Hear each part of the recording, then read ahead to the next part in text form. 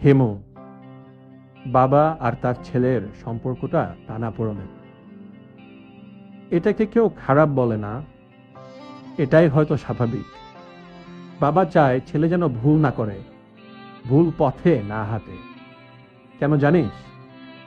কারণ একজন পিতার চোখে অযোগ্য ছেলে মানে তার নিজেরই ব্যর্থতার প্রতিচ্ছবি। মা যেমন বুকের ভেতর আগলে রাখে, আর বাবা সে আগলে রাখে না, সে গড়তে চায়। সে মুখে বলে না কিছু, কিন্তু ভালো কিন্তু সে বেশিই যাচ্ছে। বাবারা ভাবে সন্তানের সফলতাই ভালোবাসা প্রমাণিত হয়, আর ঠিক সেখানেই শুরু হয় দূরত্ব, যেখানে ছেলের পথ বদলে যায় আর বাবার প্রতীক্ষা জমে থাকে। ছেলে চায় মুক্তি, নিজের মতো করে দেখতে চায় পৃথিবীটাকে। বাবার একঘেয়েমি জীবন, অফিসের রুটিন, সবকিছুই তার কাছে ক্লান্তিকর লাগে। সে চায় হাওয়ার মতো হালকা হয়ে চলতে।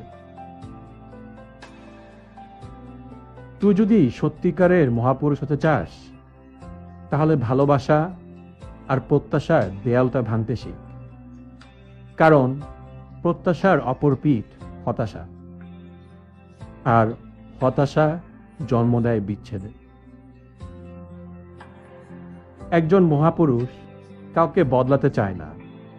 সে বোঝে মানুষ বদলায় না, বদলাতে নেই। সে যাকে ভালোবাসে, যেমন আছে তাকে ঠিক তেমনি গ্রহণ করে আগলে নেয়। আমি তোকে বলি হিমু, মানুষকে জয় করতে চাইলে তাকে বোঝার চেষ্টা কর। কারণ ভালোবাসা মানে শ্বাস বন্ধ করে ধরা নয়। ভালোবাসা মানে ভালোবাসার মানুষটার সম্পূর্ণটাই ভালোবেসে নেওয়া।